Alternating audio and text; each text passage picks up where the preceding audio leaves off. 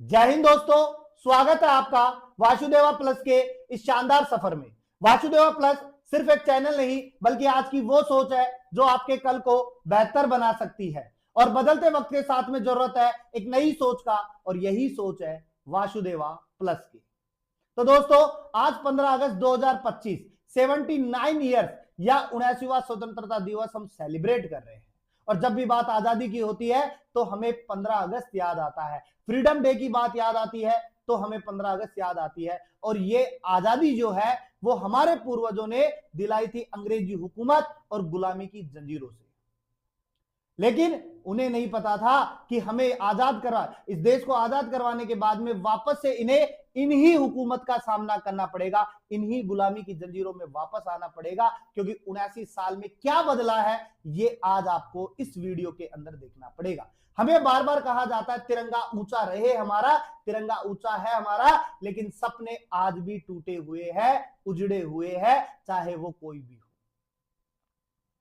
हमें बार बार कहा जाता है कि कर्ज, बेरोजगारी, भ्रष्टाचार, लाठीचार्ज, ये चार पहलू ऐसे बढ़ गए हैं जिससे आज तक हमें आजादी नहीं मिली है। एक शब्द में मैं कहूं, लाठीचार्ज, बेरोजगारी, किसान कर्ज और भ्रष्टाचार, इन सब से आजादी कब मिलेगी? देश को आजाद हुए 79 ईयर्स हो गए, लेकिन अगर आज भी हम इसको देखते हैं तो पहले जैसी ही हुकूमत दिखाई देती है। अगर मैं पहले पहलू की बात करूं तो लाठीचार्ज, जब अंग्रेज थे तब भी लाठीचार्ज थी, और आज जब भारत आजाद है तो भी लाठीचार्ज है। लाठीचार्ज जो है किसी एक पर्टिकुलर इंसान पर नहीं हो रही है, बल्कि उस सिस्टम पर हो रही है, उन लोगों पर हो रही है जो अपनी बात रखने जाते हैं, शांतिपूर्वक अपनी बात रखने जाते हैं, चाहे वो शिक्षक हो, चाहे वो छात्र हो, चाहे किसान हो और चाहे बेरोजगार हो, जो रोजगार के अवसर की बात करने जाए, किसान कर्ज की बात करने जाए, भ्रष्टाचार हटाने की बात हो, या शिक्षक अपने प्रोटेस्ट की बात हो, छात्र अपने प्रोटेस्ट की बात हो, या आम आदमी अपनी कोई बात रखे, इन सब पर मिलता है तो सिस्टम का केवल लाठीचार्ज। और अगर लाठीचार्ज की बात करें तो पहले में आज में सिर्फ इतना बदला है कि पहले झंडा कोई और था, आज झंडा कोई और है। पहले पुलिस की वर्दी कोई और थी, आज पुलिस की वर्दी कोई और है। बदला कुछ नहीं है, बदला सिर्फ झंडा और वर्दी है, बाकी चीजें वही सेम है, लाठियां वही है, लोग वही है, वही मारपीट है।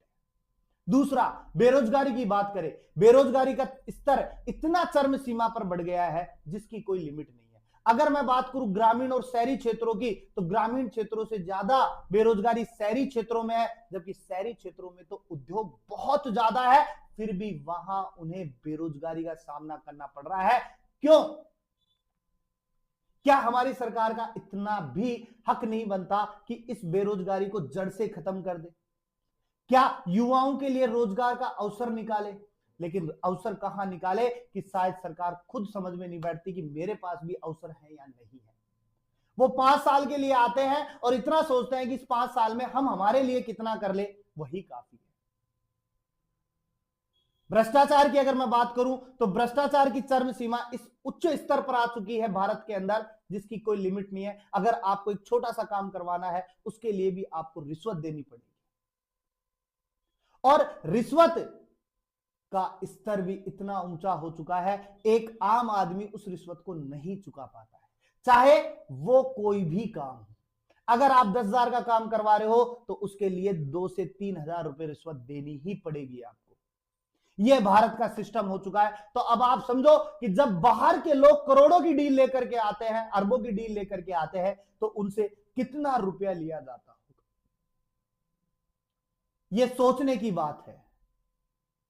ये भारत 79 साल पहले भी ऐसा ही था और आज भी। की अगर बात करें तो भ्रष्टाचार पहले अंग्रेज फैला रहे थे, आज सरकार में बैठे पदाधिकारी फैला रहे हैं। चाहे सरकारी व्यक्ति छोटा हो या बड़े पद पर हो, भ्रष्टाचार बराबर कर रहे हैं।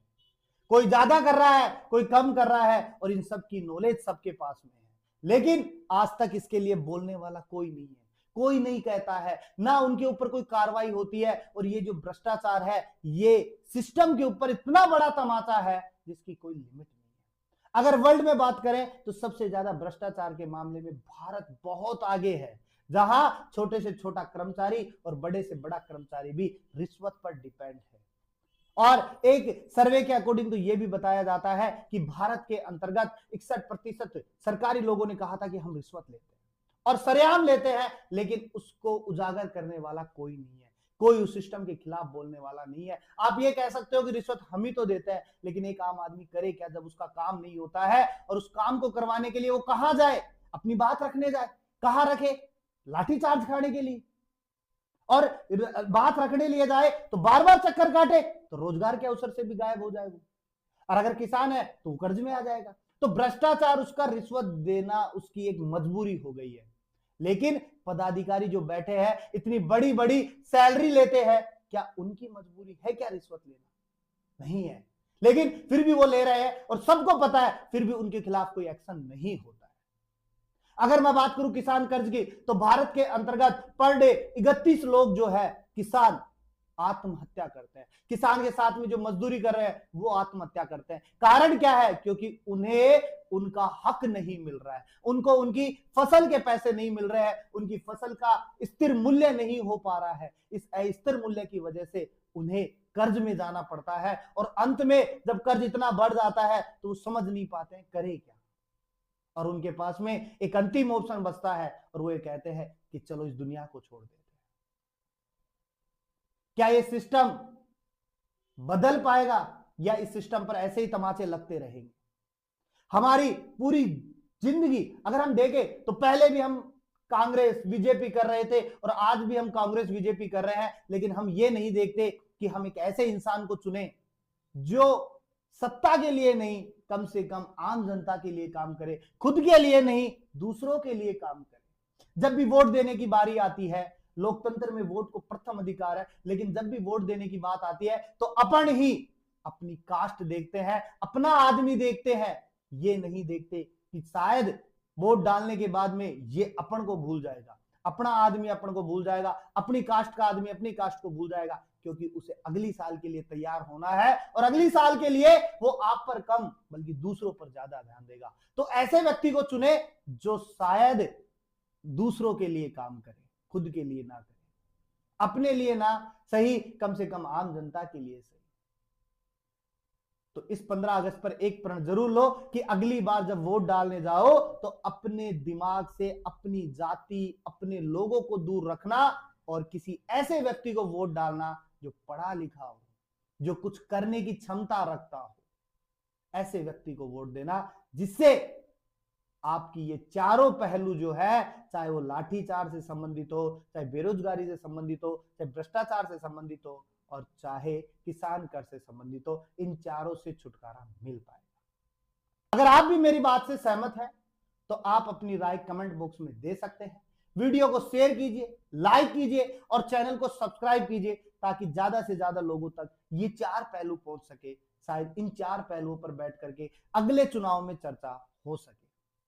और मैं इतना ही कहूंगा जाते जाते कि अगली बार वोट अपना समझ करना से ही पढ़े लिखे लोग को या पढ़े लिखे इंसान को समझ कर देना है कि यह कुछ कर सकता है, इस तस्वीर में कोई चेंजेस